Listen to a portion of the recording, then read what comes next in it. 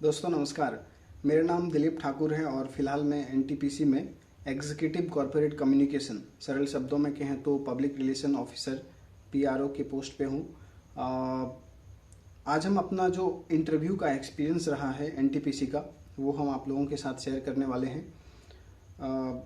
ये वीडियो इसलिए क्योंकि जो 2022 के जूनियर हैं उन लोगों का इंटरव्यू के लिए कॉल आया है और भी जो जूनियर्स आएंगे उनको भी इस वीडियो से थोड़ा बहुत मदद मिल सकती है।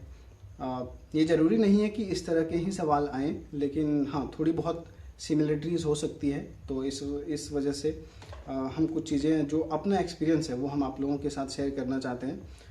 तो जैसा कि अधिकांश इंटरव्यू में शुरू होता है कि आप अपने बारे में बताइए, तो हमसे भी जो इंटरव्यूअर थे उन्होंने पूछा कि आप अपने बारे में बताइए। तो जैसे मैंने अपना पूरा इंट्रोडक्शन दिया, अपना नाम, कहाँ से हमने पढ़ाई की है और सारी चीज़ें, तो जैसे ही ख़त्म हुआ इंट्रो मेरा, उसके बाद उनका दूसरा सवाल था कि आपने ग्रेजुएशन में दूसरा सब्जेक्ट से किया है और फिर जो पीजी डिप्लोमा है आईआईएमसी का वो आप हिंदी जर्नलिज्म में कर रहे हैं, ऐसा क्यों है? क्योंकि मेरा पॉलिटिकल साइंस से ग्रेजुएशन हुआ है, तो इसके बारे में हम थोड़ा उनको बताएं कि सर ऐसा ऐसा था।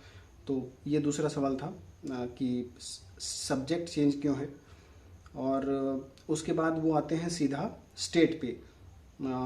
हमसे पूछा गया कि आप किस स्टेट से आते हैं, या पूछा गया या नहीं पूछा गया ये याद नहीं है, लेकिन सीधा वो स्टेट पे आए और उन्होंने कहा कि एनटीपीसी झारखंड में कहाँ कहाँ पे प्लांट लगा रही है, कहाँ कहाँ पे एनटीपीसी का प्लांट है, तो ये सवाल था। और उसके बाद पूछा कि जो कोल माइनिंग प्रोजेक्ट है वो कहाँ कहाँ पे है झारखंड में, क्योंकि कोल माइनिंग का भी काम एनटीपीसी के द्वारा अब किया जा रहा है। पहले बेसिकली जो थर्मल पावर प्लांट होते थे उन्हें लगाया जाता था।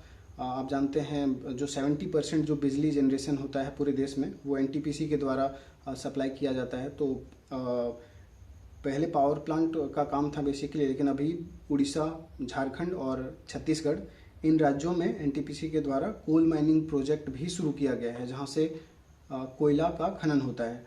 तो झारखंड में के बारे में पूछा गया कि कहाँ कहाँ पे कोल माइनिंग प्रोजेक्ट है, मतलब कि बेसिकली कि कहाँ कहाँ पे एनटीपीसी के प्लांट्स हैं, कोल माइनिंग प्रोजेक्ट और थर्मल पावर प्लांट। तो जो था झारखंड में उस टाइम हम पढ़े थे, तो हम बता दिए कि सर यहाँ यहाँ पे है।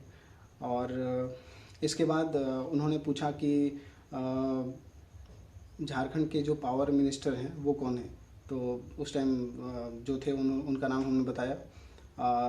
इसके बाद वो आते हैं क्राइसिस मैनेजमेंट के क्वेश्चन पे, क्योंकि आप जानते हैं जब भी इस तरह के पावर प्लांट लगाया जाता है या फिर कोल माइनिंग प्रोजेक्ट ली जाती है, तो वहाँ पे बहुत सारे लोग, बहुत सारे आसपास के लोग होते हैं, वो प्रभावित होते हैं और उनके द्वारा तरह तरह के विरोध प्रदर्शन, इस तरह की सिचुएशंस आता है। तो उस टाइम जो कंपनी है उसको काफ़ी विरोध का सामना करना पड़ता है, काफ़ी छवि खराब होती है एनटीपीसी की।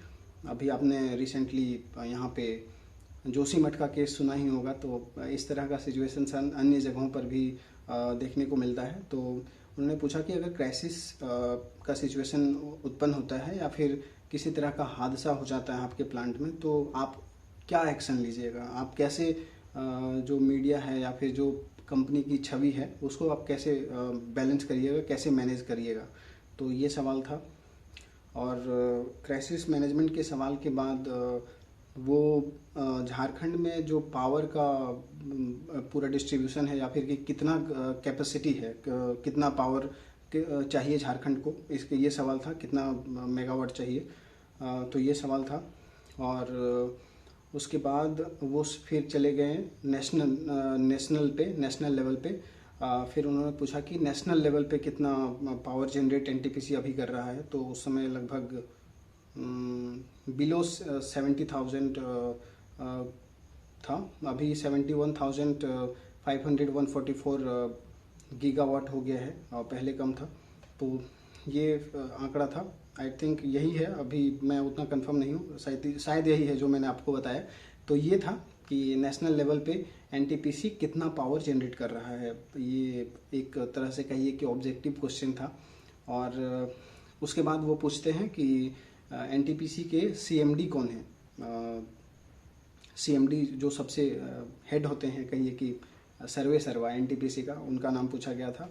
पहले भी गुरदीप सिंह थे और अभी भी गुरदीप सिंह ही हैं, तो ये हमने बताया।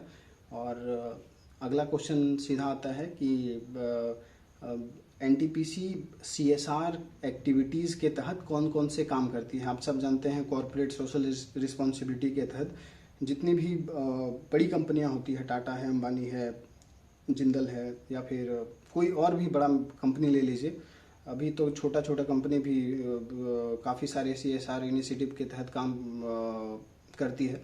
तो एनटीपीसी के द्वारा सीएसआर इनिशिएटिव के तहत कौन कौन से काम किए जाते हैं, ये सवाल पूछा गया था। तो बहुत सारे सीएसआर एक्टिविटीज़ एनटीपीसी के द्वारा किया जाता है, वो आप बता सकते हैं।